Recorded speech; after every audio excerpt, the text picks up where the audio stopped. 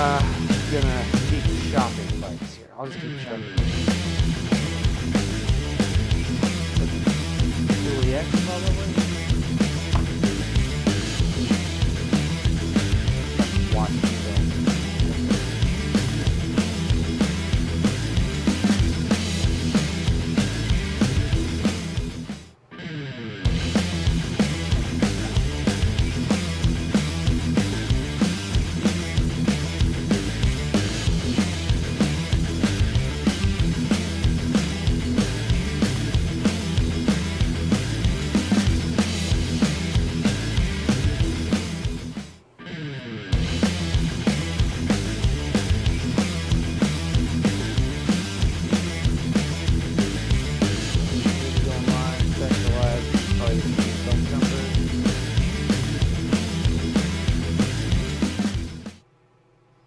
Hello and welcome to this week's show.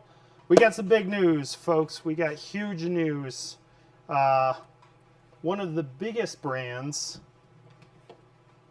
in the industry has just gone consumer direct.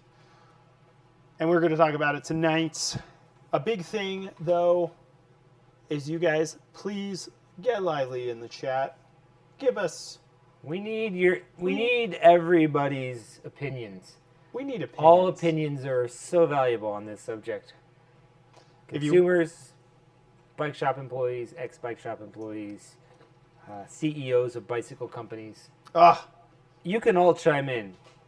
Anybody at any time, jump on in. And let's talk about the bike industry. It has been a rough year for bikes, for shops. I recently ran into another local bike shop owner who was like, the last 3 years have been rough. It's changed industry-wise, and it's just been a rough several years. So, with that, Trek has decided, with a bunch of kind of corporate talk, do we want to go to that article? Corporate speak? Corporate speak, that they are offering a direct-to-consumer model. I believe they refer to it as consumer choice. Consumer choice. Trek is offering consumers a choice on how they can acquire their Trek bicycle of choice.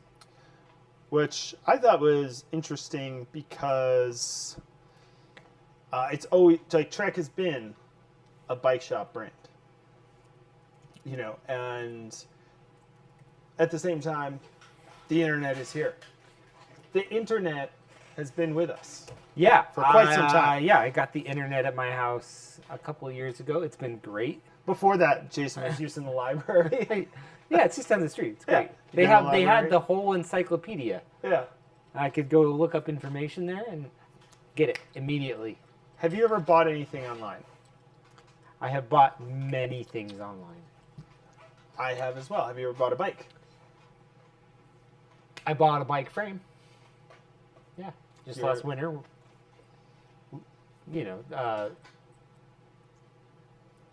Consistent viewers of the show will know that. But with all our new viewers, I did buy a bicycle frame from the internet, from Jensen. The Jensen. Oh, the dark side. Is Jensen the dark side? I believe so. What makes it that? I don't know. Just a big online store that sells stuff super cheap. Dumping ground for whatever. Yeah. So I bought that. Prior to that, I don't think I've ever bought a bicycle. No, I never bought a bicycle online.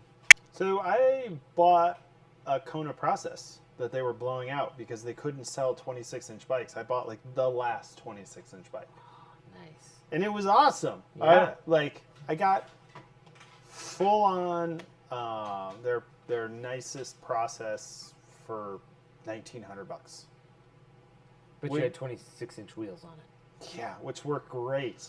But they don't roll over things. No, you literally Gary can't roll Fisher proved this, that they don't roll over anything. You can't. So. Even though you know, when you look at something like the Nick Sears is a Jensen influencer, apparently. oh, they do. Is that who he works? Does he do stuff for them? Oh, I'll need to chat with him. We can chat with him. He has followers. The moon lander, I think it had like 12-inch wheels. Explain that, and that's rocky terrain. False. Dusty. Or the Mars rover. Mars rover, yes. Mars rover. Are they only 12 inches? They're tiny little wheels. They didn't have 20-inch wheels, and they're going to outer space. I'm gonna take a look. We're looking up the Mars We're rover gonna, right now. But the point is, Yeah. I bought the bike, and it came from Kona directly. It was pre-tuned. 20 inches for 20. Curiosity's wheels. So, they're using BMX wheels. Stroller wheels. Stroller wheels to go to Mars. Well, not to go to Mars. They used a rocket to go to Mars. Okay. To travel on Mars. You got me. We need to be very specific here. This Very is correct. scientific. Bike Science Channel 101. But yeah, that was the first bike that I had ever bought online and got shipped to me. The And process, it was, yeah. the process. How was the process? The process of the process was actually pretty sweet. Yeah. It was pre-tuned by Kona, and I threw the wheels on, the handlebars on it, and everything worked. You know, You also know how to, I also. but you didn't have to do anything. You didn't have to apply any of your special bicycle superpowers to the bike. Yeah. It would basically be your basicness, Yeah. your basic powers. And if you're not in the industry, the flow of product stuff gets assembled in China or Taiwan, sometimes Malaysia, Cambodia. Very popular place Kona for bikes. bicycle assemblies. So they get assembled, they get put into a box, and then they come here, and they are not tuned. What does tuned mean? They are thrown together as fast as possible. Efficiency. The brakes are not adjusted correctly. The bearings are not adjusted correctly. The gears are not adjusted correctly. That stuff all needs to be The wheels taken. Are not straight nor round. No, yes. And they're usually close enough. Right. And they're not tension balanced. Yeah, they're sure. not, unless you buy like upper end 8,000, you're not getting a premium wheel set on a bike. Sure. So you're getting a wheel set that's thrown together. I will say the exception is Shimano has decent pre-made wheels. Not the best. You still need to touch them up, but better than Good. some of the other ones. For sure. So, Okay. bike comes from the factory, gets assembled, put into a box. That is not rider ready by any means. You can kind of put it together. And most of the shops we work with, we actually disassembled it a little bit and then put it back together, checking things like the cassette lock ring. Sometimes the bottom bracket, if it's a thread-in bottom bracket, those don't get tightened down. The crank bolts, if it's a square taper crank, those actually don't have grease or are torqued at all. Yeah. And like your cranks fall off. No good. No Nobody bueno. wants it. And the pedals don't come on. What defeats 90% of consumers are the fact that one pedal on the side of the bike is reverse threaded. Which pedal is that? Jason, go. It's the left one. Thank you. Because I forgot. It's the left one. Despite every company's efforts to put an L sticker on the L pedal and an L sticker on the L crank, people still get them wrong. Curtis Cole said Shimano wheels are trash. I didn't say they were premium wheels, but as far as like They are not trash. coming out of the box compared to Are we talking road or mountain wheels? Because they're entirely different things. something like FSA or some of the other brands, I've found Shimano at least they try. Passable. Yeah, passable. The road wheels are great. The road wheels are great. I said it, So and I stick with it. what a bike shop does when a bike comes in is they pull it out of the box, they assemble it, they do a process to get it to a good point, Yeah. to get it rideable and tuned and ready to go. Yeah. And then a shop usually offers, most shops are like a year or like 3 tune-ups. Every shop's different, Something like that. but they offer some type of service package because when you ride a bike, you're going to break it in and things can loosen or need to be adjusted, tweaked. Often the case. So, now, in the last however many years, some companies have come to the market starting out as consumer direct only companies, and other companies who have been selling bikes through bike shops for some time have transitioned into selling online to direct to their consumers. How do these companies deliver their bikes to you? So, what happens, and I actually worked at an online retailer just recently, actually during the COVID years, and they pre-tune it. So a bike comes in from the manufacturer, you pull it out of the box, you do a tune-up. So it comes from Cambodia, Taiwan, China. Yep, to Malaysia. U.S. Do they do assembling in Malaysia? I do not know. I don't know. If it's cheap enough, they'll do it. Sure, there's a good chance. That comes into like a U.S. warehouse of sort. Oh, okay. I was going to get into cost. No, but the actual bike comes from there, so they don't do like, they usually bring it to a U.S. There's like a secondary assembly work that normally a bike shop would do happening in the U.S., or does that take place in Asia now? No, it does not happen still. It doesn't happen from the factory getting tuned to a good level. You don't think so? No. I haven't seen it. And I'd love curious if anybody is, if there are actually bikes getting tuned out of the factory, that would actually save everyone a huge hassle. It would mean that we wouldn't have as much work as mechanics. I'm curious. I have no idea. We need somebody who knows, because I think that they're doing that now. I would hope to. I mean, it would only make sense because you're just. They've got to be one step. Like, why would you bring it in, unbox it? Because as of 2022, the company I worked at there was not that option. Sure. That I know of. Yeah, I mean, it seems pretty straightforward to train the front end assemblers to do a good job over there before unboxing it and redoing it. I'm sure. Somebody answer this question for us. I mean, for a brand, so the two companies that stick out for me are YT and Canyon are the two big direct-to-consumers. They came out, hit really big like 4 or 5 years ago, putting stuff out of there, and like, a bike that you would get from Tracker Specialized at like the $5,000 to $6,000 you could get for $3,500. So pretty big. Is that true? Yeah. Those were the prices when they first came out? My bike, so now I have a GFC, a YT GFC that I bought secondhand from somebody. And it's their carbon XTR build. That bike was $3,800. That's a 2018. New? So new. $3,800. That's crazy. I don't think they're sticking with those prices anymore.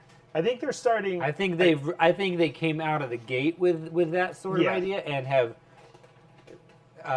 gone up. I don't think they're selling for, because that was the whole idea, right? You cut out the middle, the bike shop, the distributor, if there is one, whatever. Yeah.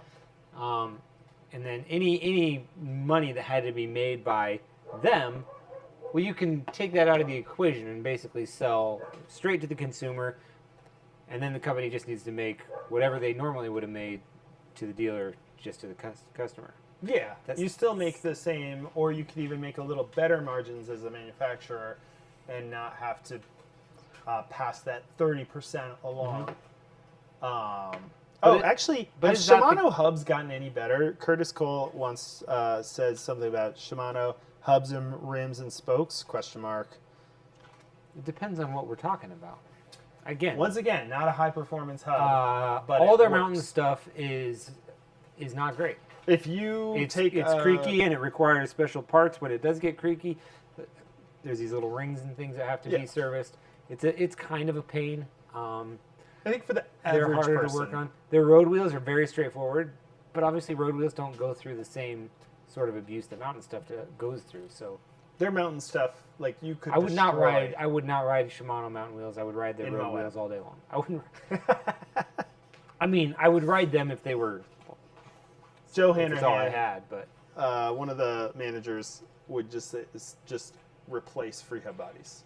When he worked at a shop at Moab, he told us that XT free hub bodies on slick rock would just blow out. The sand would get in there. No, they just so much. You have so much traction, and you're putting so much torque. So much torque into it. That you just blow the free hub body. Makes So, sense. to answer Curtis Cole's comment here, because we answer the comments. Yeah.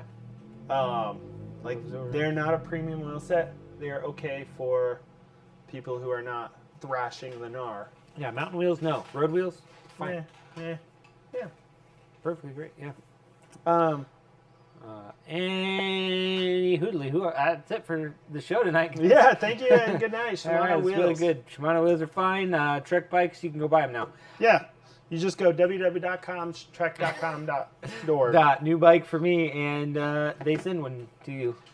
Done. But the strategy of these brands, YT yes. and Canyon, is to get people buying them, get them out on the trail for a really low cost. And do you feel that the price is maybe rising up a little? I feel like the benefit to these in internet direct companies is not in their price anymore. I think it was when they kind of first came on board. But shall we compare? Ooh, let's do a do a little online. This is all bike coming shopping. we'll do a little online bike shopping. This is going to be a little hard because not everything is apples and apples, but we'll do our best.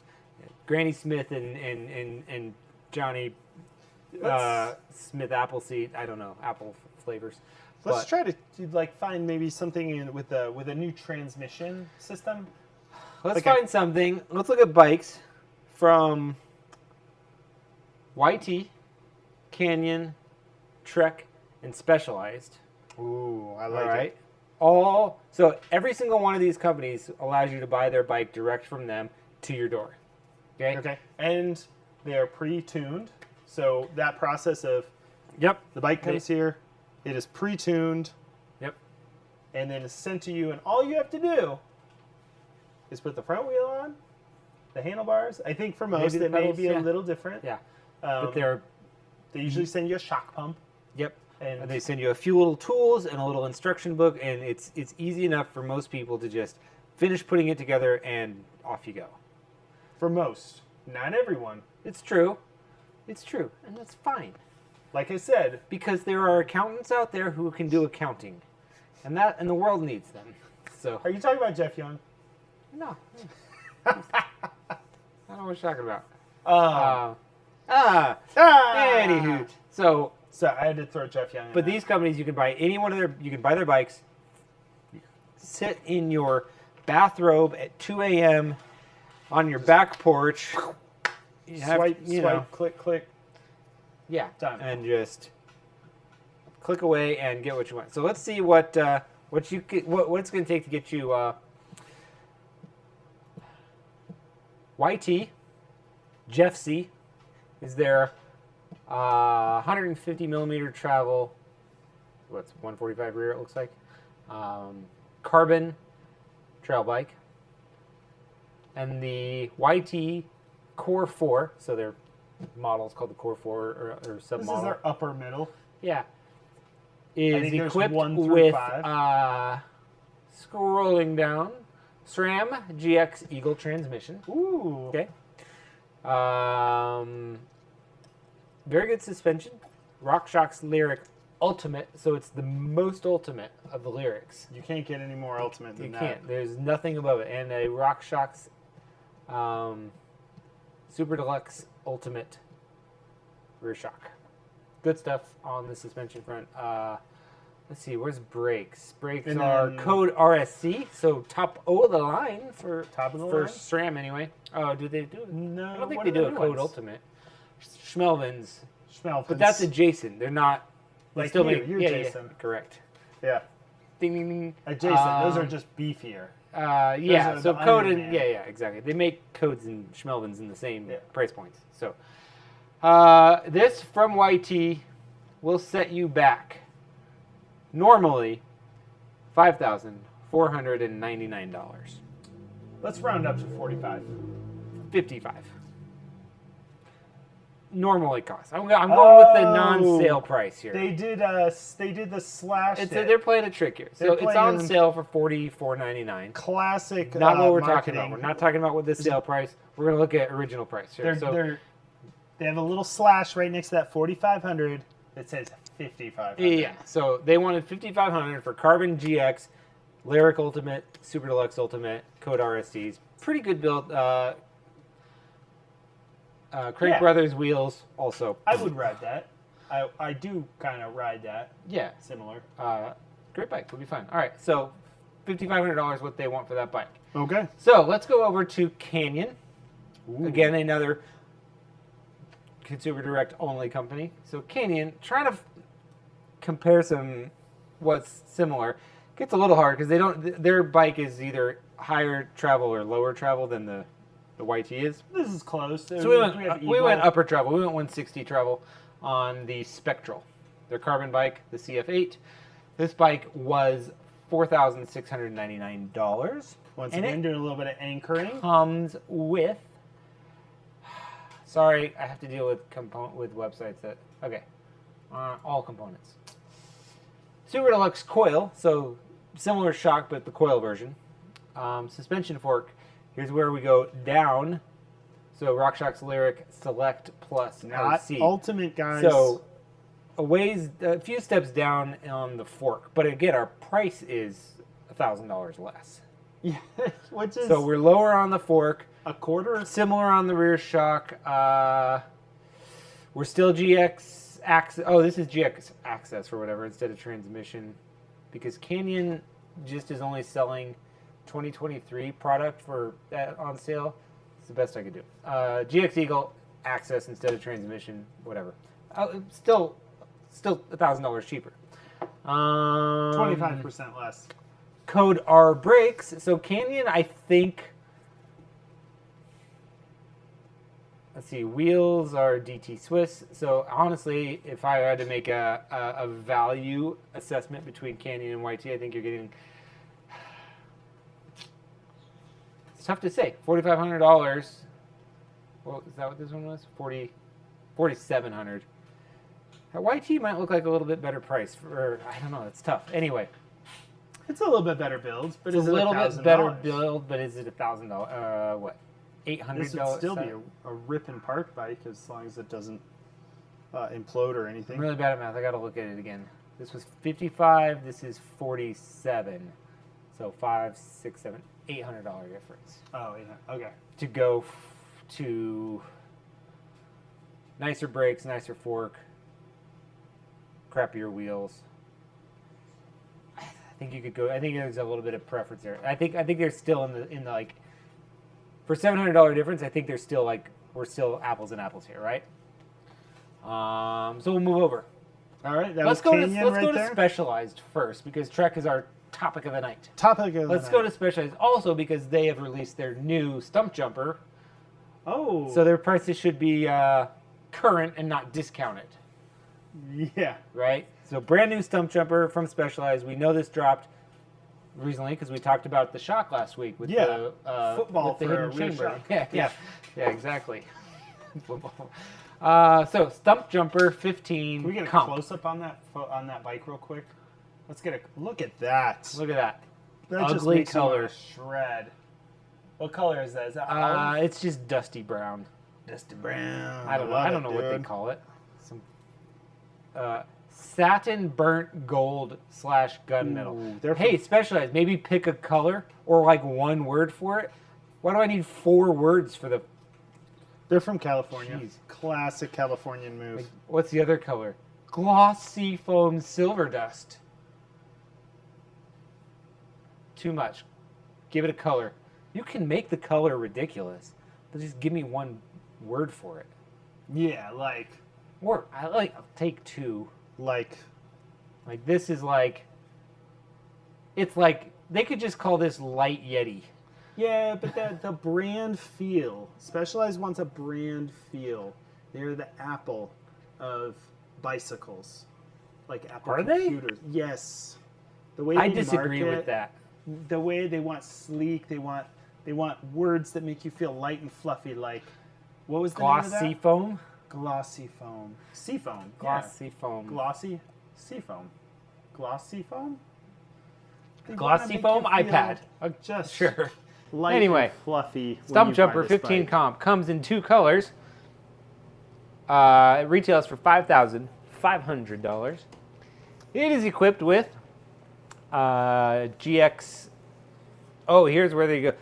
SRAM, not GX. SRAM S1000 Eagle. Have we talked about this? We haven't talked about this. Do you know about this? Do you know what the S1000 is? This is a OEM specific drivetrain components. So this is something you can't buy retail. S1000, right. Is a manufacturer only. Why? What's the point? Drive Please costs down. Keep the costs low. Low overhead. You know what I think? No, their overhead's the same. You know what I think the point is? Tell me. To make a crappy one that breaks so that you have to buy a new when you have to replace it, you have to buy the nicer one. This is electronic shit. This is SRAM's MO for a long time. Why do you think everything pretty much GX and below is absolute trash? Stamped. And that's plastic. what comes on like OEM on most bikes. $5,000 bikes with NX and SX. Nah. SRAM sex sucks. Okay. Anyway, SRAM S1000 Eagle transmission, so it's below GX Access or Eagle. Brakes are SRAM Schmelvin's Bronze. Steven says that color sucks. It does. Well, I mean, that's an opinion. That's not like, you can't prove that it sucks. It might make Steven suck. Well, brakes are Schmelvin's, which is an interesting brake to put on a trail bike. Is the Schmelvin overkill for that's a big stump brake. Jumper? Yes. Yes. The Schmelvin is overkill for the stump The jumper. stump jumper's always been in that mid-range. What is the travel on the new stump jumper? One. Because that's like a 150. Yeah, it's like a like 150 150, bike. 160 range bike. Like a trail bike. Again, like they don't modern have trail it bike. listed. Nobody has it just like listed emblazoned upon the top of the page here. Gotta go like hunting. So give me a second while I find. I don't know the travel of every bike, and then they change it by 5 millimeters every other year. See, if I had a bike company, I would change it. Oh, 145 in the rear.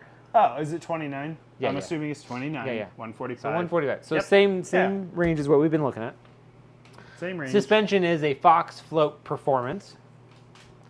Ooh, I with like a the sound of that. It sounds very specialized Genie. That's the rear shock. performance. And the fork is a Fox Float 36 Rhythm, which is actually their crummiest OEM offering from Fox. Curtis Cole says NX shifters is okay. Okay. It's easy to make a loose shifter. and it's loose and But if your derailleur- wobbly. If your derailleur falls apart. It feels clunky. I don't like the NX shifter. Yeah. You need to step up, Curtis Cole. Yeah, but that he only says that because his hands fall asleep when he rides, and he doesn't know what it feels like anyway. Like it's fun. That's why he went to why he likes the electronic stuff anyway. NX shifter is okay. What a weird. Come on. I'm gonna go All to right. a sphincter Stump shifter. Jumper, $5,500 again. 55. Premium. Mid lower Fox fork, mid lower suspension. The Maven brakes in bronze. That's fine. It's lower end access. It's actually That's actually a really compared to the other bikes for the cost. It does cost. I would say it costs more. Yeah. For $5,500 from YT, you're getting GX transmission instead of S1000. You're getting better suspension, but crummier wheels. So, and I don't think the whole point of this was to compare. Like, okay, look where that pivot is on that bike. Let's look at the pivot. it's in the same place. You're getting a Specialized, baby. Yeah. I mean, It's right there and it's right there. Yeah, it's a FSR. Like, I mean, it's going to be different. So if you're giving me $5,500 and I got to pick between the Stump Jumper 15 comp with the Chamber of Secrets shock and this YT. I'm gonna go YT. Yeah. That's a better bike. Okay. Yeah. I hadn't compared quite the same. All right. So far, and even the Canyon. I think Canyon and YT are putting the hurt. But is Specialized? Is this part of their game, or is this just expensive because it's a new model too? And it has a football shock. It does have a football shock. It has the football shock. Let's get a close up of that football shock. All right, let's see. Is it a football or is it just like a pop can? No, it's bulbous. It's definitely got like a bulbous vibe to it. Look at that bulbous shock. Yeah, it is football shaped. Yeah. It's pointy on its two ends. Yeah. So you would agree with the bulbous? I agree. As a word to describe this shock. Shock is bulbous and football-y. Correct. All right. So, like I said, these brands have come in and started putting pressure on the big guys. Yeah, right. We had, for a long time, when you wanted a bike, you went to a bike shop and you bought what they had, and maybe they had to order what they had. Then other companies showed up. They're like, hey, you can buy a Nash bar hardtail from our catalog, and people were like, oh yeah, I like steel hardtails. I'm gonna buy. But they one kind of sucked. And then whatever. I mean, how bad could it have been? A lot of the performance brands and stuff, the customer they were selling to weren't the enthusiast. It was the person. But we went through this kind of zone where like stuff that showed up Internet Direct, Stradale, right? It was pretty mediocre quality. That's why it was cheaper, right? It was junk. But companies like YT and Canyon showed up, and they had actually their bikes were as good as every other like bike shop brand. That has been proven in a court of law.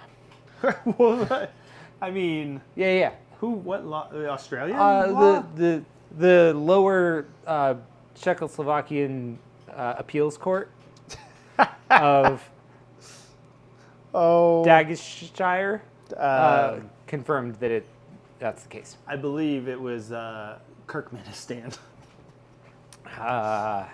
James T. Kirkmenistan.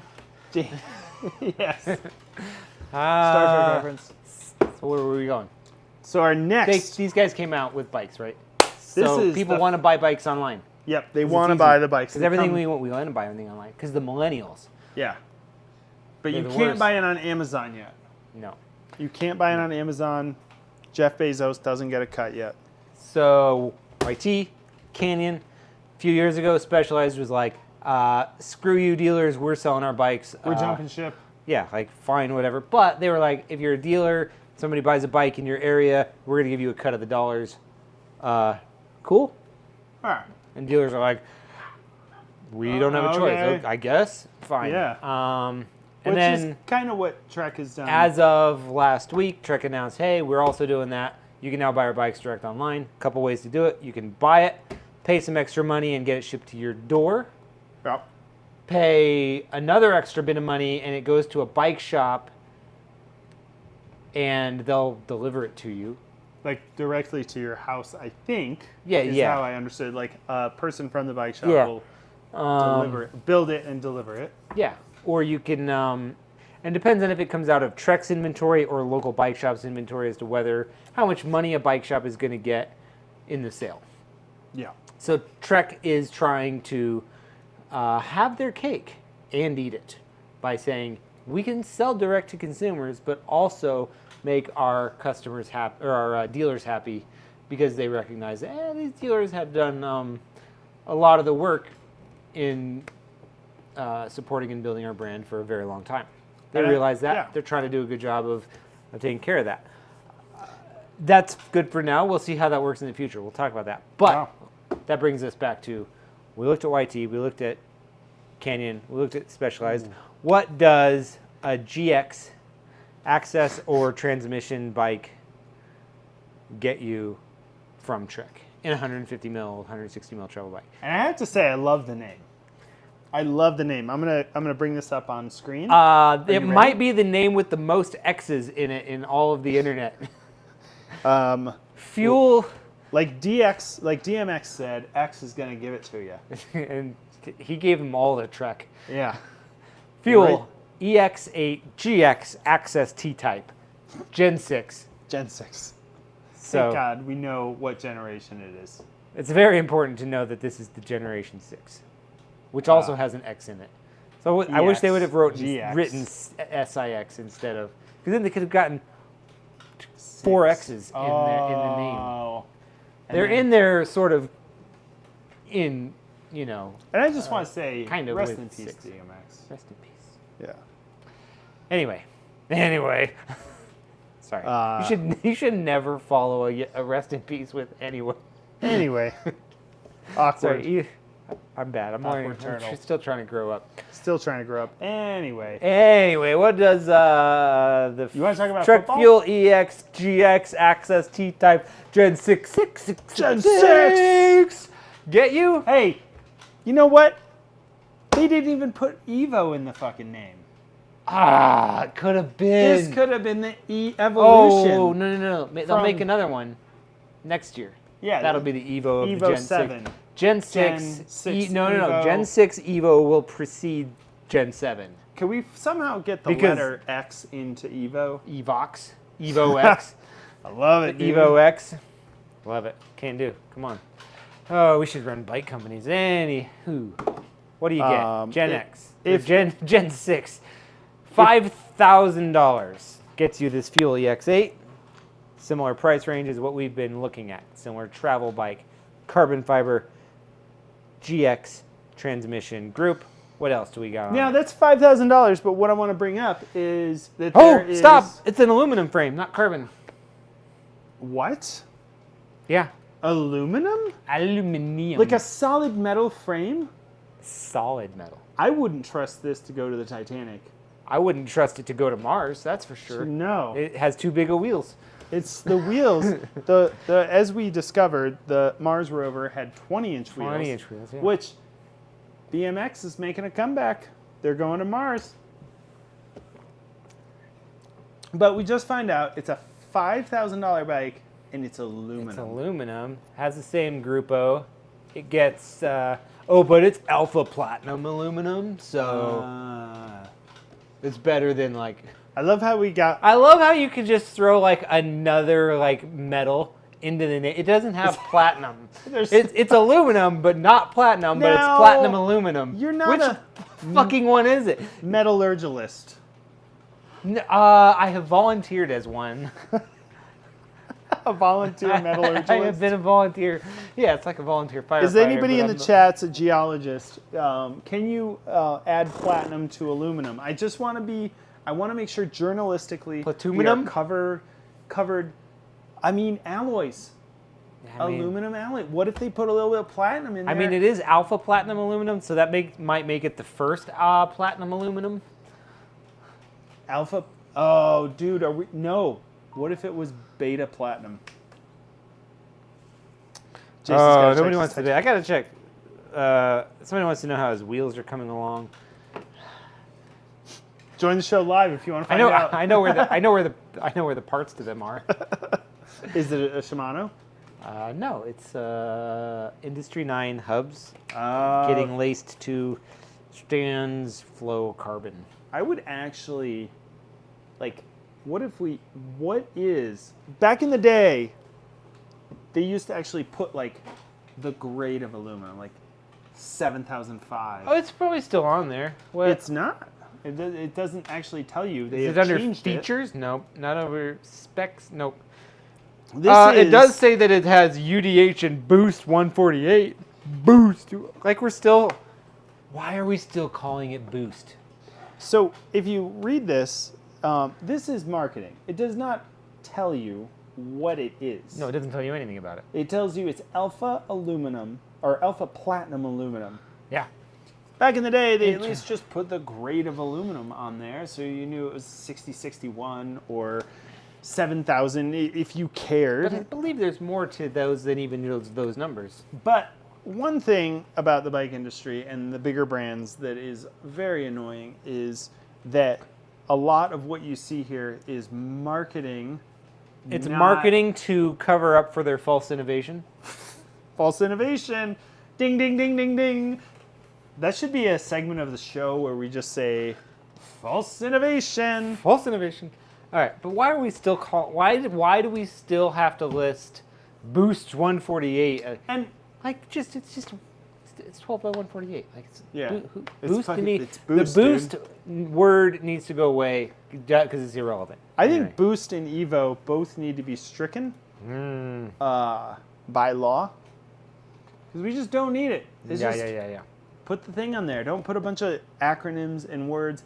And actually, Trek has, I will play devil's advocate, Trek for a lot of years didn't do as much of the marketing hype words like alpha platinum aluminum. They've done it for a while. They've done it, but at least some of it, like OCLV, was a process they used. It was alpha aluminum has been around forever. They had like alpha 1, 2, and 3 or whatever at one point. But it doesn't mean anything. At least OCLV carbon is a process. It did. No, but they were different aluminums. Like yes, grades of aluminum. But what is that? One of them had like zirconium in them or something like that. Anyway. The thing is people actually don't care. Like no one gives a fuck. No, nobody. And it didn't matter. No one cares like if it's knowing 7005. This is what when we were talking about grease a few months ago. Like, it doesn't matter what's in the grease, just as long as it's appropriate to its application. And same thing with aluminum frames. Like no company's going to make or at least a reputable one, like a dumb aluminum alloy. They're going to make something that has to work because their name is behind it. They're not going to warranty everything. Some companies have been around that. Anyway, Cannondale. We went down a little bit of a Cannondale. Yeah, their frames used to crack all the time. Crack and fail. Correct. Bingo. That's where. Well, we were talking about this $5,000 aluminum bike that gets which is barely palatable in this day and age. Barely. It's like the wheel size that I mentioned I'm earlier. a fan of aluminum frames myself. Yes, it's fine. It works. Not everything has to be carbon. I am being 100% sarcastic. You can ride an aluminum bike and have a fantastic time, and it's okay. And your frame is recyclable. Yeah. Yes. But sorry, I'm coughing on water. In a market, I think it's interesting that this is the offering with these other competitors. Yeah. And how is the public going to view that? All right. If you're spending $5,000 at this point from Trek, you're getting aluminum, GX. 36 rhythm, so same fork as the stump jumper. Shock is same thing as the stump jumper. Obviously, you get Trek's wheels and Trek's build out everywhere else. It's a pretty similar situation between Trek and Specialized, but for $5,000 more from Specialized, you get a carbon frame. For the same price, for $5,000 more from YT, you get a carbon frame, much better suspension, much better brakes. And Canyon is just trying to be different at that price point. What are we talking about? People do care. Otherwise, marketing wouldn't do it. People care what kind of aluminum. No, they think they care. They want to know because they want to feel like they are well educated about what they're buying. Yes. But they don't have an understanding of what the difference between one kind of aluminum and another kind of aluminum is going to make in what they receive as an end product. They don't know that. I don't know that. Most people don't know that. Metallurgists, structural engineers. No, it's meteorologists. Meteorologists. They know meteorologists. Test metal. All right. Test them.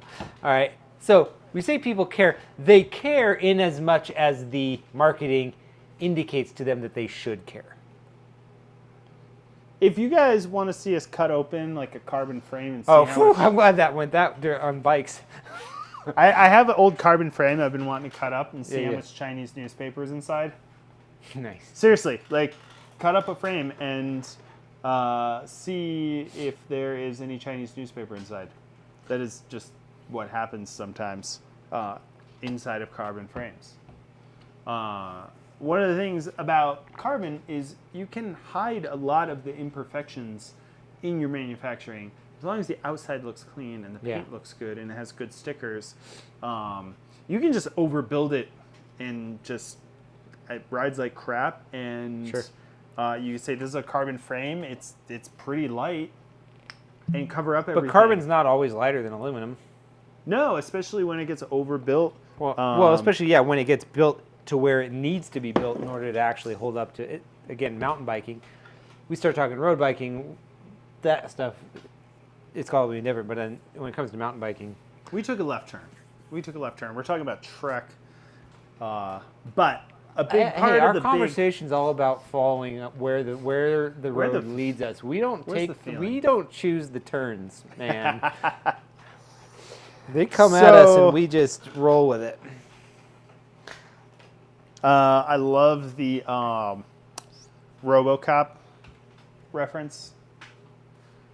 Zero give $1 for that? I'd give $1 for that. Oh, yes. Yes. I'd give $1 for that. We could probably do a different show, but Curtis's comment on, what did he say? People do care, otherwise marketing wouldn't do it. I feel like my disagreement is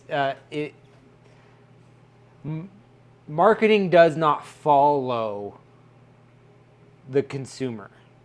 The consumer follows marketing. Yeah, and all right, they're not finding out what people want and then making that. They're making what they want and selling that to you. That is the system. That's how all of it works. There's very few people that do it the other way around. Yeah, who? Or you're buying a custom bike. Yeah. Yeah, you're like, I want this. Or very rarely somebody will make a bike or a bicycle. I mean, marketing like by its own name is like. And how many brands out there actually make something that's badass, but they don't have a huge marketing department? And I'm not saying marketing is bad. You need some marketing, right? But make amazing products and no one knows about them. Like there's a ton of small there's probably tons out there that do that. So marketing's an interesting thing. Maybe that's another topic for another night. But one of the things that the big brands do, Trek Specialized, is just like put all these fake terms that don't really mean anything. Right. Which is marketing. And I was saying like Trek actually does some. My point to all this was like, at least like in the past, some of their things have been actually real processes. Like OCLV stands for optimum compaction, low void, and it's because they put balloons in the carbon and expand it to keep the voids out of the carbon, so it doesn't crack and fail, and it can be really light. Versus building it like crap with a bunch of layers of carbon, just overbuild it, and I think a monocoque frame design, a lot of carbon, and I'm speaking a little bit out of my field, but a lot of brands do just a single front triangle, and then they glue the other tubes to the monocoque front end, and it's a cheap way to produce stuff. Produce carbon frames, where Trek actually made every junction separate and used their process, and it was a lot lighter. So back in the day, like they did do that. Now all of those old carbon Trek frames, the 5200, are all the wobbliest, noodliest bikes possible. If you got on a 5200 now, oh my god! But would it ride like a butter? No, it's. But that's what Lance rode. Yes. And he won the Tour de France 7 times. Carbon is it does have a fatigue life. Does it now? Prove it. Give me any frame that's been ridden over 3 years and ride it side by side with a brand new version of that, or fork. I had a big revelation for me. It was a few years ago. I got it was a Specialized fork. I'd been riding for like 2 or 3 seasons, and it was like third season I went out and got on my bike, and I thought the front tire was flat, and like the fork. How do you know that fork hadn't been damaged? I did dirt jump the fork. I'm not gonna lie. I did. I would take my cross bike. This was on a Specialized cross track, and I jumped it. Like, that's why I bought a cross bike, is because I want to bunny hop it. I want to get radical. And this was back when I lived in North Carolina, so I'd ride the cross country trails on the cross bike because you could do that because the trails aren't that hard. So I think I could be wrong. My understanding is that carbon fiber itself doesn't fatigue. But there can be a breakdown in the resin that holds it together. Yeah. We should have more. Man, if we Carbon. were actual, Let's cut a carbon frame if live. we were journalists, we'd actually know what the fuck we were talking about Should sometimes. we cut some carbon frames up We're just live? like guys on the internet. We're I heard classic. this. I don't know. Classic podcast. But where are we at now? Well, I was just gonna. Trek has made so many different kinds of aluminum over the years. You start Googling, and they have had Alpha Black, Alpha White, Alpha Gold, Gold Series, 100 Series. All right. Then they got Alpha Platinum. This is just some forum, some guy looking through Trek archives. He's like, and he's asking this question: how do these compare to other manufacturers? Who lists the alloy number? Blah blah blah. Just like that. Okay, so per what we were saying about these people are trying to figure out what the fuck Trek's talking about when they're like, oh, it's Trek Alpha Platinum aluminum. Well, what is that? Oh, it's this. Okay, so what? Is it because they actually know things about aluminum frames and they're looking for a specific thing? No, it's because Trek has put monikers on their shit. Trek just and then people are like, oh, what's that? I need to know what that is. It's got Trek Alpha Platinum aluminum, gold, silver stripe. They're not buying their form of aluminum. They're just sourcing it from a company that makes aluminum. Right. That's what's frustrating about it, is it's not anything magical. I mean, make a good bike. Yeah. Design it well.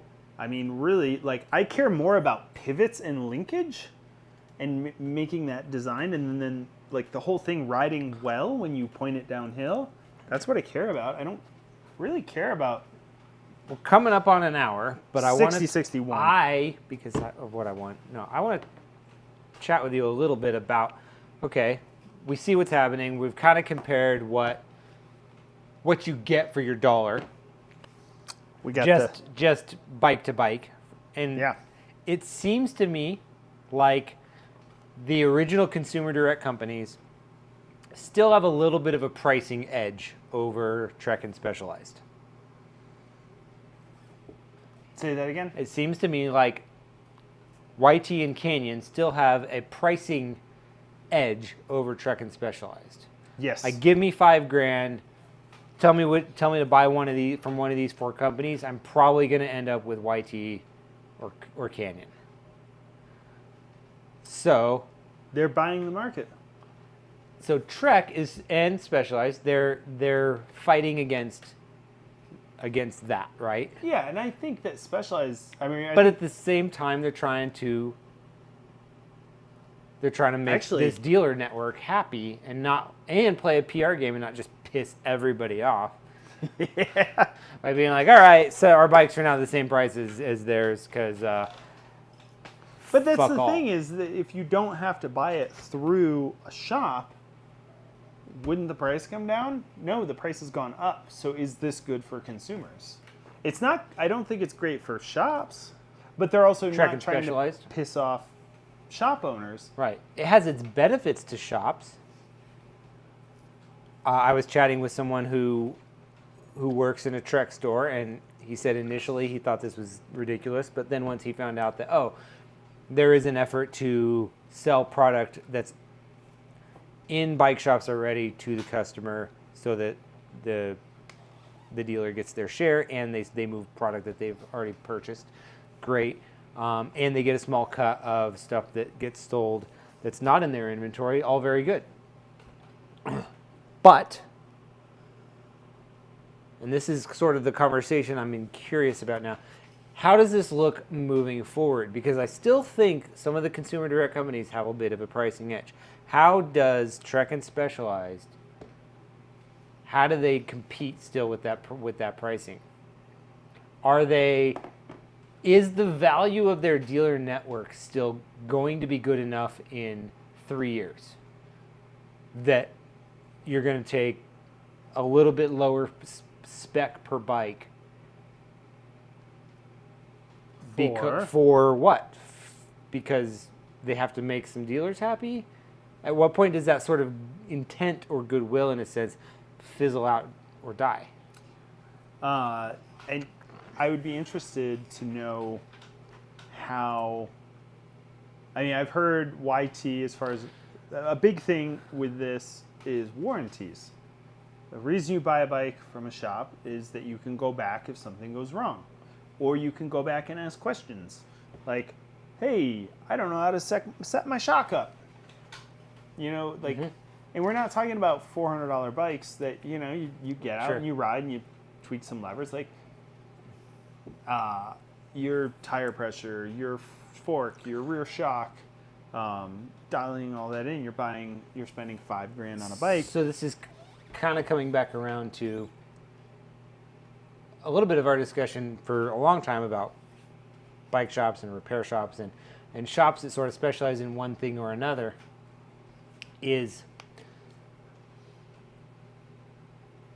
Are bike shops and bike stores becoming increasingly more built or created or intended for the higher end consumer? Yes. Especially in Denver. Yeah, definitely Denver for Denver. is Yeah, definitely high end. Coming where like North Carolina, like Raleigh is not a mountain bike mecca. We didn't sell a ton of Santa Cruz. We didn't sell Yeti.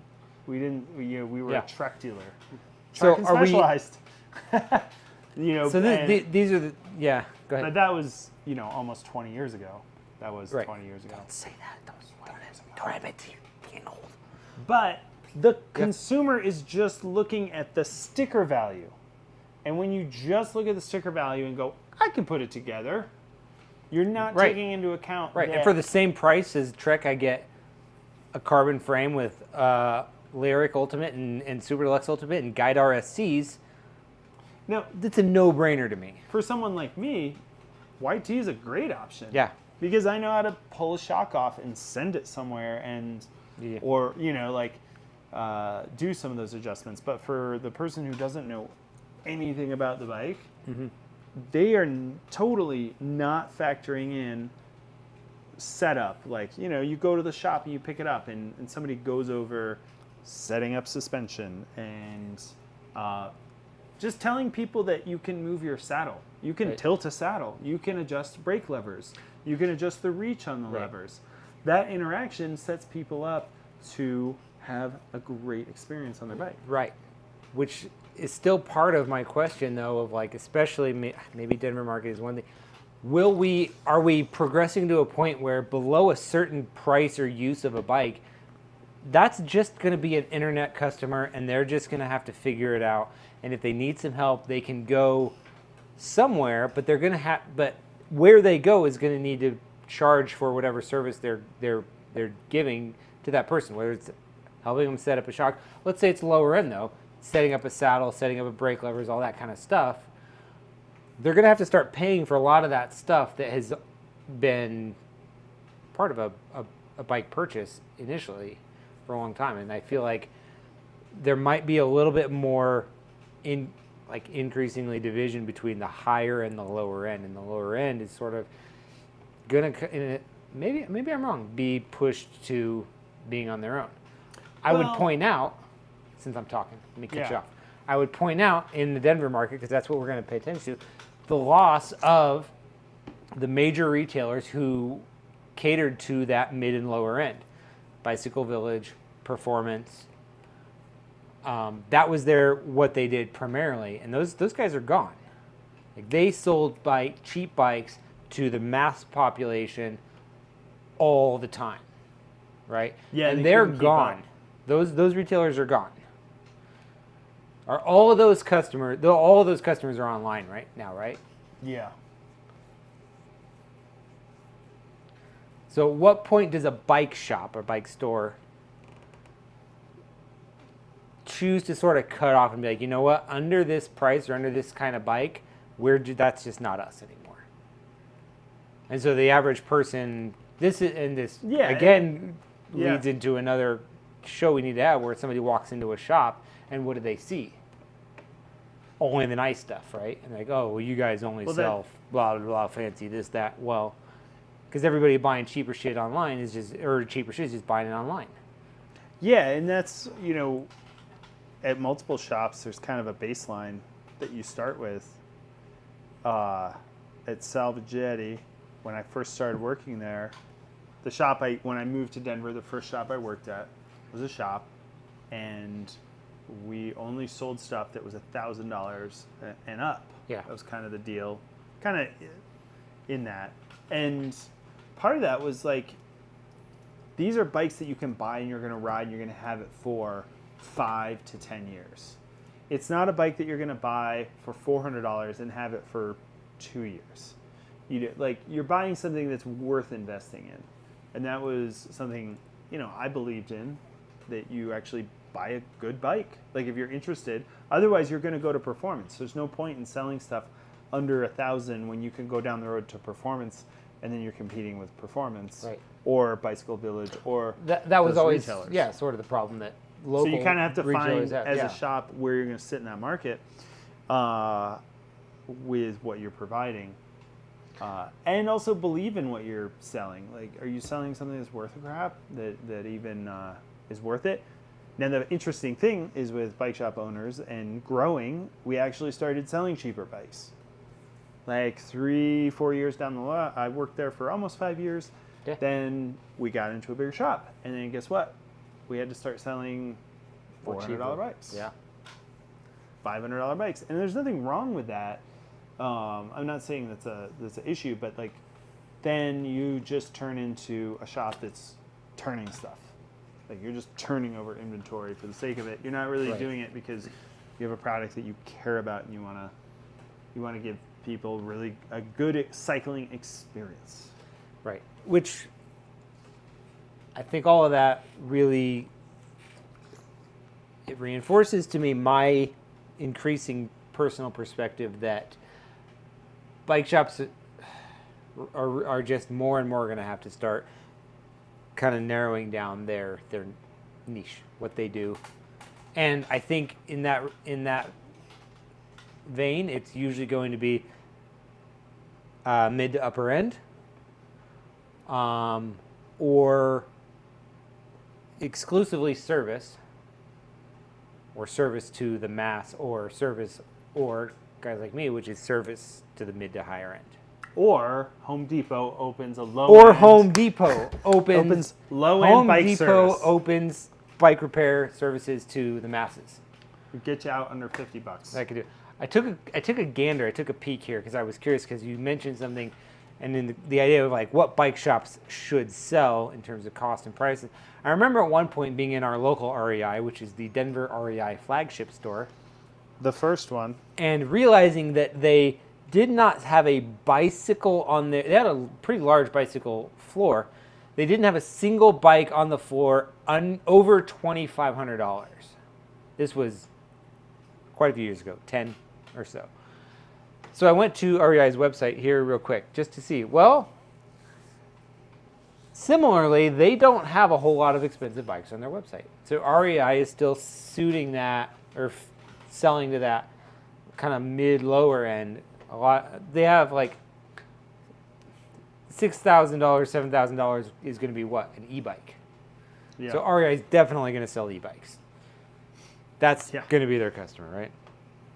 But then they have a handful of, like the most expensive, like full suspension mountain bike that's not an e-bike is like $4,000. Oh, fireworks. Fireworks. It's the neighborhood. Leftover 4th of July fireworks. It's $4,000 from REI, and that's some Cannondale stuff. So, there's $5,500. Oh, same kind of bike. 140 mil travel, carbon. Is that a kid's This bike? is no have it's just it's a bulbous carbon frame. bulbous carbon frame. REI wants me Just to build it twice as thick, and then you don't Yeah. have to do it as well. You can have these shipped to your house apparently too. All right, consumer direct. Um, Which is like the thing is you're mechanical buying shifting, yeah. a complicated piece of machinery that somebody with expertise should you should have access to somebody, and that's the point of the bike shop. I think the biggest thing with consumer direct is warranty. Like, what's going to you think that's the biggest thing? I think it's the biggest thing. How much? Like, we had one person that just did warranty at the bike shop, a salary, and you don't make money off of warranties. But you need to. This is the problem with bike shops. I'm not going to say that. This is a problem in bike shops is they are stuck giving away too much in warranty when they should be charging for it. Yes. Every single warranty should have a labor charge attached, not just to the warranty processing, but it has to be done and installed in-house with a warranty charge. Who pays? When I needed to get the customer. When I needed, when my shocks on my car, I bought, had them installed, paid money, right? That's what you do.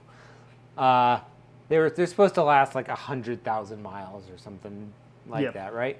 And they started making noise, squeaking, creaking, all this stuff. They looked at it and they're like, oh yeah, they're leaking. I was at 34,000 miles. And they're like, oh, these are under warranty. Great, let's replace them. Cool. It's still going to... $750 in labor to warranty my shocks on my car. There is a huge misconception because even in that first year, because Trek says we cover all components, like on their site, we have a warranty. Yeah. We cover all components. We cover, if you have an issue, usually a lifetime warranty on the frame, and then 1 year on components. That's most brands, but it varies. Yeah. And when that Shimano's customer comes Ultegra in, Endurance is 3 years. they're expecting they're expecting not to pay anything to honor that warranty. Right. That's what. But that's a mistake that bike shops have made for a long time.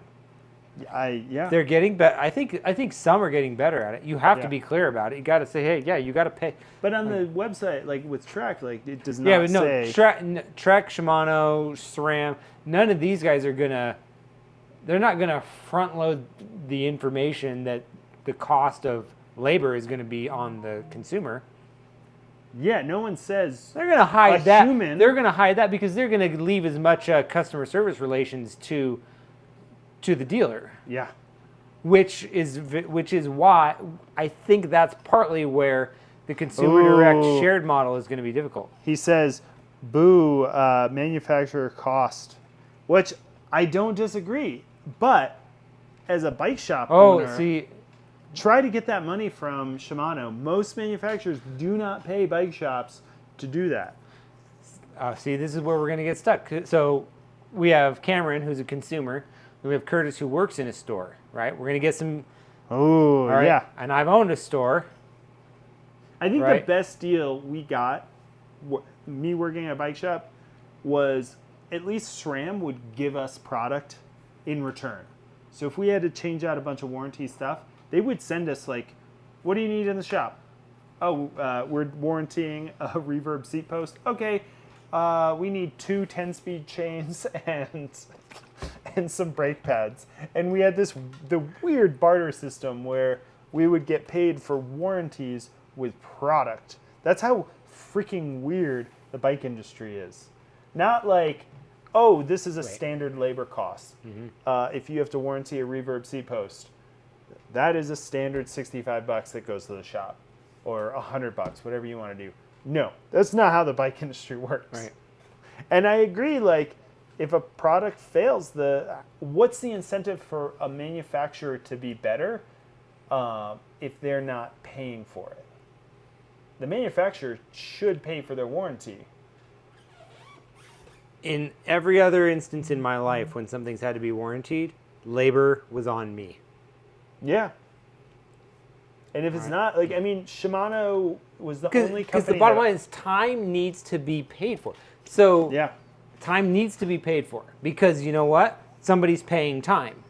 At the end of the day, a bike shop owner is writing a check for time expent. Yeah. So you gotta that money's gotta come from somewhere. This is exactly where mechanics get hosed because you have so many tune-ups you have to get done in a day, and then you're expected to do free warranties.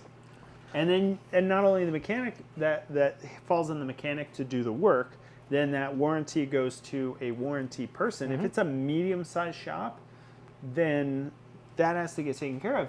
I am on the position that all labor costs associated with a warranty is on the consumer. Yeah. And I don't disagree. The manufacturer warranties their product. Yeah. They will send you a new one. Here's the product. But there are requirements for the product, right? For their liability and for the liability of the shop, ends up with legal and insurance and all that stuff. The product needs to be installed by the dealer who has signed an agreement with the supplier, right? Part of this agreement, a lot of this comes down to fucking insurance. Yeah. Fucking pencil pushers. You need to do this. All right, but we're at their, am I saying this right? We're at their behest, right? Because if you fuck any of this up along the way and a bad thing happens, you're on the hook, right? Yeah, you installed it. So if you do, it, they have to pay for that time, not the manufacturer because they replaced the part. Now, if a manufacturer wants to provide some monetary reimbursement, they can do that, but I don't think they have to. Oh, somebody was asking, is this a Trek only issue? No. Almost all manufacturers do not pay labor for warranties. The only time money or parts has been exchanged is when it's been a recall, and that is the only time. A recall or something that is so prevalent that it may have actually been needed a recall. But they were just like, hey, let's cut this off the chase. But because they could wiggle it around enough legally and financially to offset with other parts that we're mostly talking about SRAM and guide brake levers for years. Tim, do you want to read Tim's comment there? Warranty work is just ate by the shops. How do we advocate for manufacturers to pay their product failures though? If they don't pay for it, there's no incentive to be better. And who's sucking this up is shop owners or mechanics. That's where this is so. But that has to stop. It has to be either end. Yeah. The wrong answer, I'll say it this way: the wrong answer is that shops and mechanics suck it up. Yeah. Because they don't have the room to suck it up. No. But they have been the ones who have been. Boy, we got fucking railed tonight. Warranty. No, this is perfect. This is all part. This is all part of the conversation. Yeah, with Consumer Direct, and if you YT, and I'd love to chat with somebody either on the YT or Canyon side of things because I think they have an issue with this because the way that they deal with it is a lot of times it still has to go through a shop. And the company that I worked with that did Consumer Direct, if there was a major warranty issue, you had to go to a shop, a mechanic had to look at it, and then if they approved it, they would actually pay the shop. Yeah. Which a lot of times, wasn't there. It just depends on the situation. But at least in that regard, but we got so few warranty issues like that, it wasn't a big deal. Yeah. So like I've been on the other side. I've worked on a Consumer Direct company. And shut your phone off. I don't know why he's calling. Sorry, I was show. just answering working messages myself. So at least in that, but there's no incentive if people don't pay to be better. And I see Trek or some of these brands, like that person's going to buy a bike online, and then they're going to go to a Trek dealer, and they're going to expect free warranty work. And then somebody has to go, well, no, because in their mind, warranty. But Where did it come from? Because when I needed to get my shocks warranted, and Curtis on my Cole car. said YT and Canyon do that, and don't do that. Yeah. or they said they don't do that. YT and Canyon don't do that. Huh. So I don't know how they're dealing with their warranties. And also, if you have a Fox issue, you deal with Fox. And Right. Fox is not consumer direct. No. So if you have your fork, your shock, something goes wrong with that, that is not covered. Then you have to go to a shop. You have to go to a shop that deals with that is a registered. But Fox what if dealer. there's no more bike shops? Perhaps Fox should stop yanking around garage-operated I gotta go shops. pee real quick. I feel you can take that. I have to go to the restroom, and I'm not bringing the mic this time. Okay, you can go. That means I gotta sit and talk. Yeah, talk. So What am I? I'm going sing to talk a song. about warranty. We're talking about. We got questions. YT, what can we do as a consumer to help correct YT and Canyon don't do that? Call your local sales rep for that product and not the bike shop. What I wonder is, in my experience with other things I've had warranted in my life, I paid labor costs for that and didn't feel like that was ever in question. I didn't have a whole lot of choice. But in the bike shop world, for some reason, I think I know why. It's because bike shops have done it for free for so long, hoping that they've done it to hope they are building a good relationship with the customer. This is, again, part of the problem with the difficulty of consumer direct is bike shop employees have done the hard work of trying to build those relationships with the actual people who are using the actual product. The companies who make the stuff, they're not doing the work to build the relationship with the person who's actually using the product. At the end of the day, the company doesn't give two shits about the person who bought the product. They might start to now that they're doing consumer direct. We'll see. But for most of the time, it's been they only cared about selling their product to the dealer. Now, they're going to have to start dealing with this question of dealing directly with the customer, the end user. And the end user, they're going to want to write negative reviews at various places about the company. They need to send that anger, that ire to someone when they've had a bad experience. And that can't go to a bike shop. So, yeah, welcome like back. You're sending out massively complicated. When you buy a $5,000 bike with a seat dropper post, electronic shifting, wheels, suspension. This is a complicated piece of machinery. Right. And it doesn't always work out perfectly, or there could be multiple issues with that. And the point of a bike shop is there's someone there to help you through the process. And consumer direct, that person's not there. So what are you going to do? Call the call center and get somebody who's like, did you turn the bike on and off, sir? Did you just like the classic IT thing. When you call any tech company, right? Or who's called their bank lately with an issue? I've never called. Well, I had to call my bank. Or insurance. That's what your bike's gonna be like. And I'm not saying consumer direct is a bad way to go, but this has to get answered when you're selling this level of product.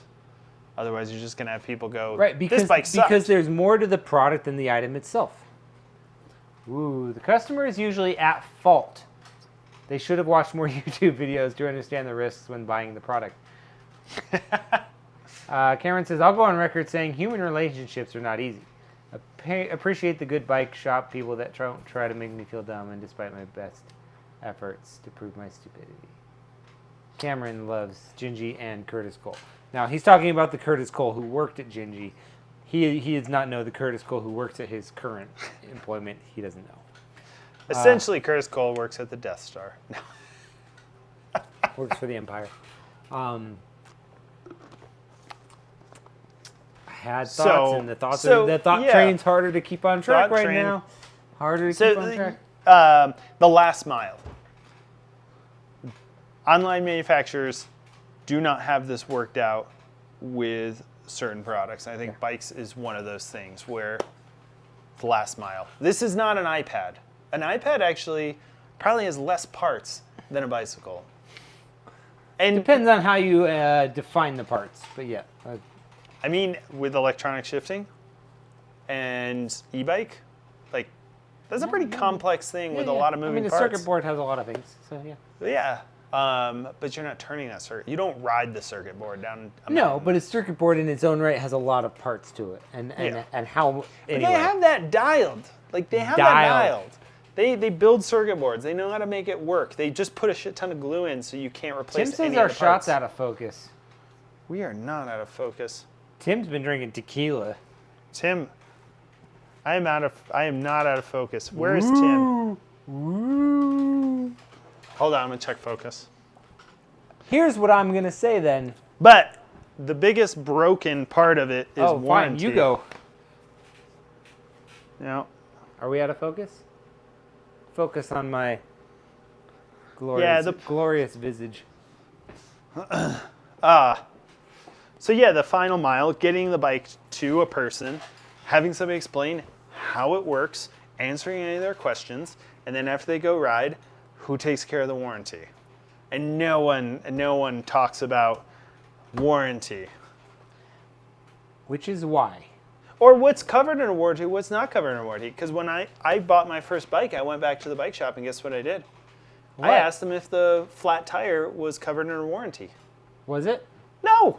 Oh. It's a flat tire. You popped your tire. It's not covered in a warranty. Warranty's going to be we could do a whole show on warranty. This is the show on warranty. Next show will be warranty, which is like the shit that customers bring in hoping that they're going to get on warranty. But hold it. But yes, go ahead. That's I said hold it and go ahead. Hold it. Go ahead. It's like we're making love. Wait, go. Oh. And then I got how many kids? You have 4 kids? It's not 4. It's not 7. It's only 3. Okay. Feels like more. But that's like a huge part of this discussion that no one's talking about. A lot of people are talking about, oh, it's going to close the local bike shop. But why is that important? Right. Who are you going to go to when you need it fixed and warranted? Well, who's going to do all those shocks? My point, my hope, is that I really am still hoping that the future of the bike industry brings more smaller scale independent operators, kind of like myself, working in their garage or working in a small flex space or warehouse space that's not a giant retail store, where they have a customer base and maybe a customer bought a Canyon. The Canyon seat tube sleeve, which is plastic, came out, and so their seat posts came out with the seat tube. This has happened to me. Yeah. Right? Customer was like classic pink sleeve. Yeah, this sleeve comes out with the seat post. Oh no, not supposed to. What's the deal? Oh, he contacts Canyon, and Canyon's like, oh, here's this part. We'll send you a new one. Now this is a cheap one, but what does he not know? How to fucking deal with it, right? He brings it to me, and I'm like, oh yeah, I can install your thing and your post and put it all back together, and I'll charge you an amount of money. This is great. This works for everybody. He gets what he needs. Now, what if he doesn't know that his thing is broken? Another example. This has happened a few times. I'm working on a bike. I discover, oh no, your frame is cracked. Look, yes. Your frame from an Internet Direct company is cracked. Now, the great thing about a small independent operator who's not a dealer with that company like myself, or in this situation, is great. This is easy for me because I'm like, oh, sorry, this is suddenly not my problem. Here's your bike.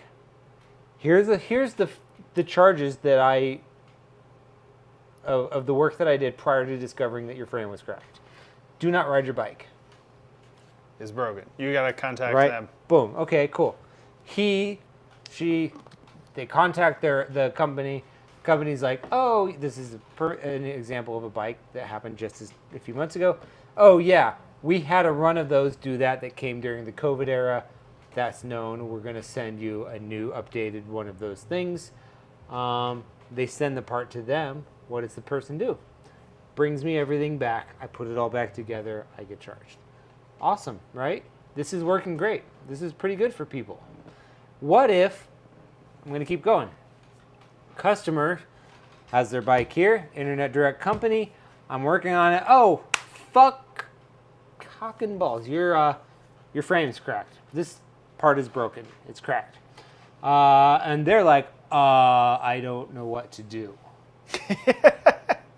Yeah.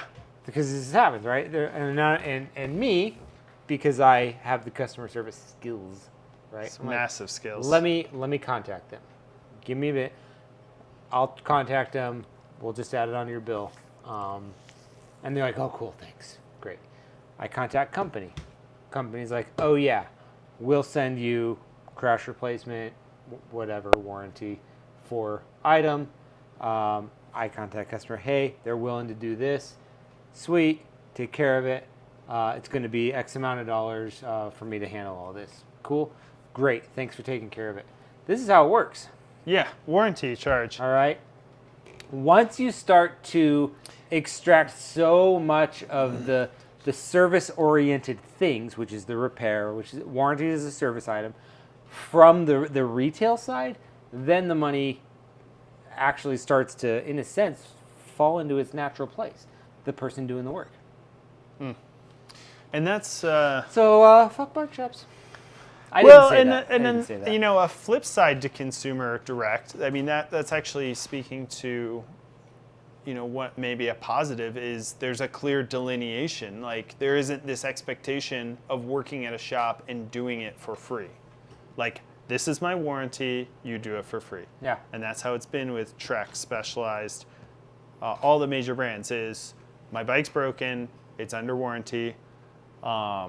Crash replacement, it's a different thing. That's if you crash and wreck something and it's within a certain time period. There's a labor to install the thing. Yep. If it's been replaced. With that, where was I going with that? One of the things that we chatted about in my notes was actually, could this be a good thing for some shops where one of the issues with running like a medium-sized store is you have to actually get into the cycle of debt to carry a bunch of inventory. So right. Can you downscale and say, hey, I still want to be a Trek dealer, but I only do bikes that are shipped directly from Trek, and I will build it and I'll take that 20, or it's 15 to 20% is what they're offering people to build their bikes and give it to the customer, which isn't terrible, but like, if you're not fronting the cost of warehousing and running retail space, that actually might not be a terrible thing. And there is a huge debt cycle that shops have to go in. You've experienced where beginning of the year you put your pre-orders in, and you have to do those pre-orders because there are tiers of dealership. You know, are you A, B, or C? Right. Where Gold, silver, platinum. Yeah. Platinum. Platinum aluminum Doesn't dealer. platinum. Are you a platinum aluminum dealer? Do you want to be a platinum subscriber? How about alpha platinum? You know, you could tip in the comments. You can give us money. Yeah, you could give us a platinum. You could be a platinum viewer right now. See how you put platinum in there, and it's like, ooh, I want to be platinum. That's right. But you get into a cycle of debt. Yeah. When you have those different levels of dealership, you get price breaks. Yeah. So big shops get a bigger price break. They can do better sales, and they give you a competitive advantage. So if you're a shop, like now that if you're a Trek shop, now that Trek's doing this consumer choice program, the question is, does that affect your buying pattern in the coming years? Very real question. Scale down. And how does it affect your buying pattern, like relative to price point? Because like, what bikes at what prices are people actually buying online and having shipped direct to their house versus to you? Are you willing to be like, oh, you know what? I don't have to commit to X amount of dollars. And how much was a order? Like, were you 100,000? Like, for a pre-order for one of your bigger brands? Felt 100 grand. Yeah. Easy. Yeah. So And then the idea is they'll give you 90 day terms. Yeah, 90, 120, whatever, yeah. Yeah. Depending on the program. That's why a lot of shops have a spring sale to get that money coming back in to pay off that. Yeah, they got bills coming in March. That's going to come in, and they'll sell stuff March even and at June a loss usually, yeah. sometimes, or even break even, Right. just so they can pay that back, Pay the bill that's get due. that next tier, and then hopefully make some of that money back in the summer months selling it. So there's a whole... This really is a question for like people who run bike shops of a certain volume, because I wasn't, and obviously I wasn't like super successful in that regard. I'm very curious to know like what a typical Trek dealer thinks now. It's like, if you can reduce your commitment and still make X amount of dollars without any effort, basically, just through stuff that why not? Yeah, are you going to be penalized? Yeah. If you're a Trek dealer, are you going to be penalized for saying... Good question. You know what? Oh, yeah. Oh, I'm going to... Does the amount of money you get when bike is sold in your area, your neighborhood, change based on... They're not saying this yet, but... Because the whole thing... This is all the fine print in the dealer agreement bullshit, which is like, we can change the terms of this agreement at any time. Right? This is what they do. Like, oh yeah, you have no choice as a dealer when you sign up to sell Trek, Felt, Giant, etc. bicycles. When you sign the dealer agreement, and then as an owner, you also sign the personal guarantee associated with it. There's no choice to be like, oh well, I don't want to agree to this part of it. It's all or fucking nothing. Yeah. Right. So, yeah. And then if you fall out of that agreement. Yeah. And you can't sell a bike at a certain discount. Like, you have to sell it at MSRP for this period of time. Right. So if you get stuck in a situation, you're like, I just need to get rid of bikes. Like, I don't care if I take a loss. I'm desperate. You can't do that. You can't advertise as such. Yeah. Yeah. Right. Then you can get in trouble there.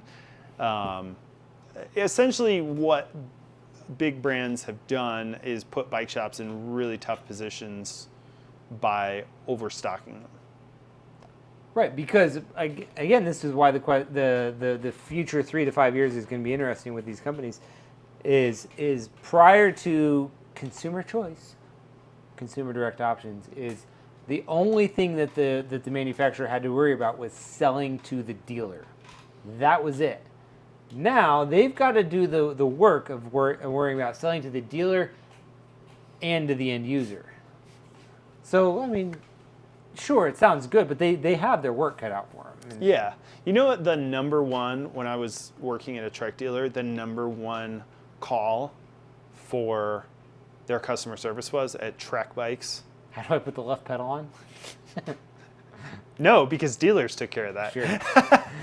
No, the number one question was, how do I shift my bike? I mean, this is 15 plus years ago, but think about that. Yeah. And that's dealing with a dealer. Right. That's going through a dealer. Yeah. I mean, I still and people get intimidated. And how then many they don't road ask. bike users are still out there who have no idea what the trim function is on their left shifter? Yeah, and it's a large amount of them. And in some ways, that's a failing of the bike shop because, I mean, you should go over shifting. That's one thing I did is I went over shifting with every bike I sold. It's a failure of the bike shop only in as much as they're still trying to maximize or minimize, I guess is probably the best way to put it, the amount of time spent per sale. Yeah. Yeah.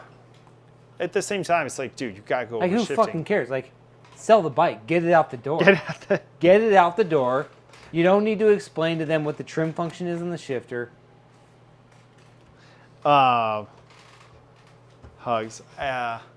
So yeah, I mean. So there's just people who just don't know how their bike works. So my point with that is, if the number one question at Trek, so many years ago was, how do I shift my bike? After they went to a store and bought it, what are the questions they're going to get in the future, and how is that going to deal with? And when you call Trek, great. So when you call Trek, are Yeah. you going to be sent to a call center? Or, Yes. better yet, are you going to just have to send an email? Send an email or try to chat with a chat bot on their website. Yes! Because AI knows all. Or do you call a bike shop and then this is the calculus, right? This is the game. Does the bike shop give you the information for free, hoping that they will get you in as a customer? They're trying to buy your, is it fealty?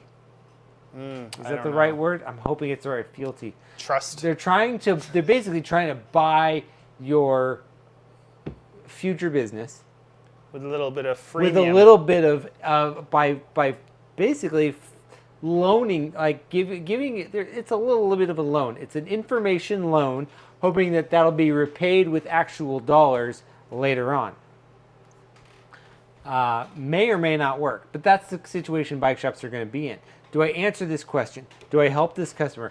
Do I do this thing hoping for free over the phone, in person, whatever, hoping that it'll build a customer that comes back?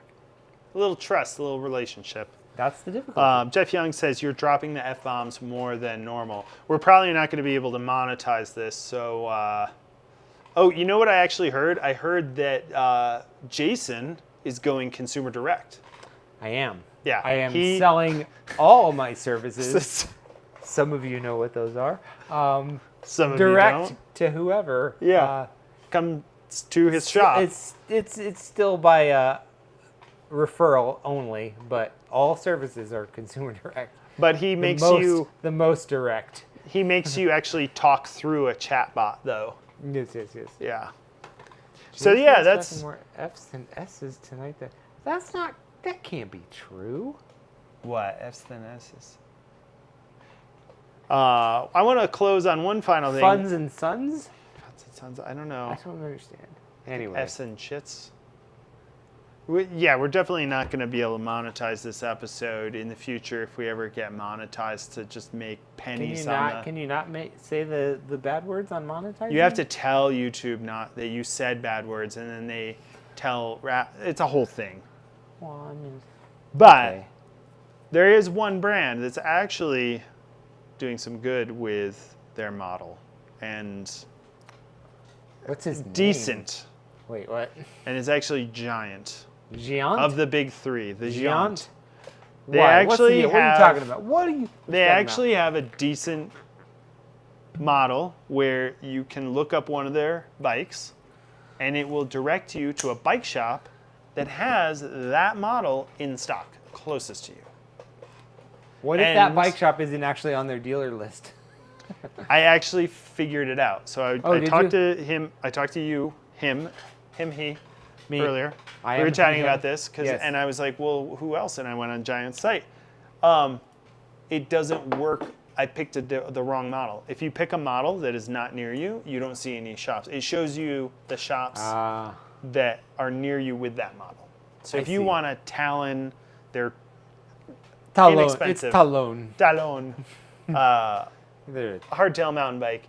It will show you who has the Talon in stock near you, a dealer.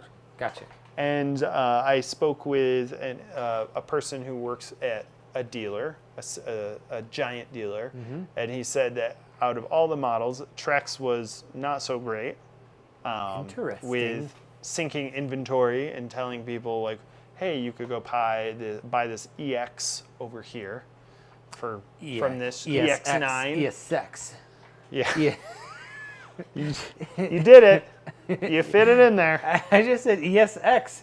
What are you talking about? Yep, it's a Evo 9, dude. Evo X? I got that tattooed on my thigh. Evo 9. Well, yeah, but out of all the brands, that's the one that's actually, it syncs inventory with shops in real time. And then you can see, like, I want this Trance. Who has a Trance in stock?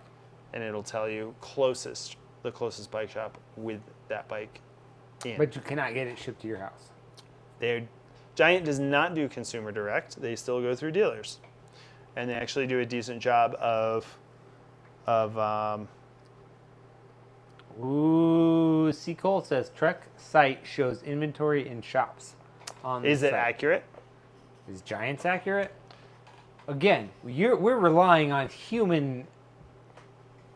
Is it? Yeah. This is I human. heard Whatever. I heard some things about Trek's not being so great, and that and the shop has to be accurate. The shop has to be accurate. And then Trek has to be accurate. Yep. Everything has to sync up. Yep. They need to be quantumly entangled. Yep. Yeah. Let's not get into quantum entanglement in this episode. All right, we'll bypass But that. it's supposed to do the same thing. But I heard some things about Trek's.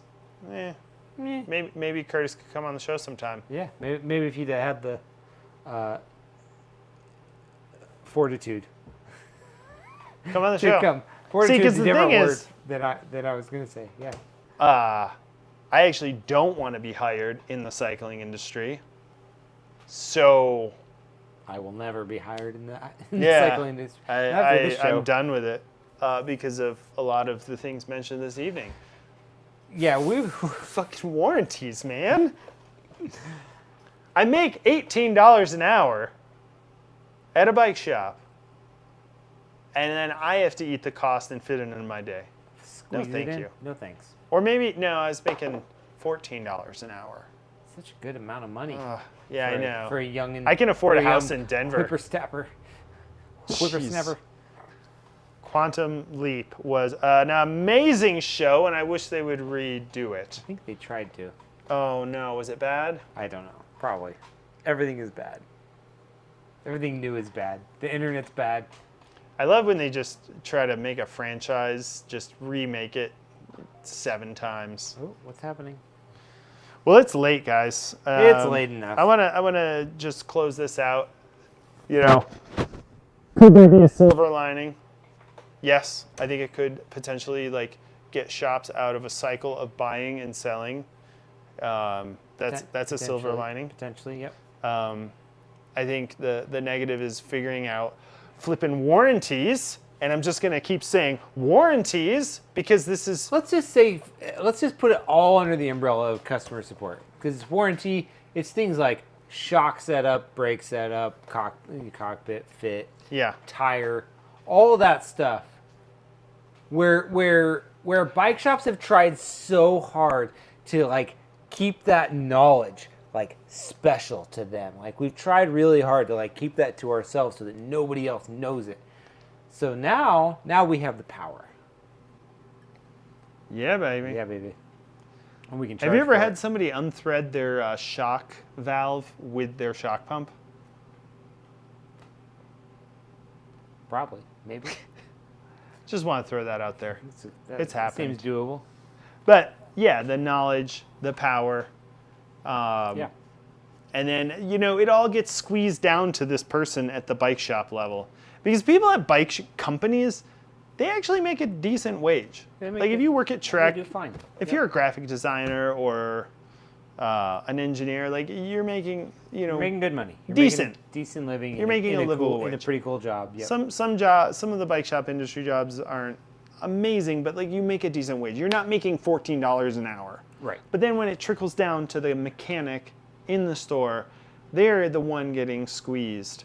Sometimes the bike shop manager, or not manager, but sometimes the owner, but sometimes not. Sometimes owners are actually doing Some owners are doing great. Some owners, I'll speak from experience, are not paying their own bills. Yeah. And it gets squeezed at the bike shop level, and it's just fuck that. Stop squeezing this guy down in the bottom of the chain. Because he's the only one you have to squeeze? Yeah. You're here, so squeeze. Squeeze me. And then it's not a good squeeze. It's not it's like a creepy... It's not like this. It's like... It's like a creepy behind hug. It's like when you squeeze, and it comes through your fingers, and then there's nothing left. Yeah. That's a bad squeeze. We're like, that's... And you're wearing cowboy boots with Vaseline in them. Oh, it's trickle-down economics. Thanks, Jeff. Now we know what it's called. The accountant comes out and tells us how they trickle-down economics. Well, if we just give rich people more money, it just trickles Makes down. it better for everybody else. Or they save it and they make more money off of it. Or And they invest withhold as much no. as they possibly can. Yeah. Yeah, You got to invest it and then skip out on Don't know. taxes, and then you'll make. We've gone for an hour and 45 minutes. Yeah, so it's far. getting long. Good night, guys. But let's call it a night. Remember, freedom isn't free, and neither are warranties. That's the best ever. We need a sticker.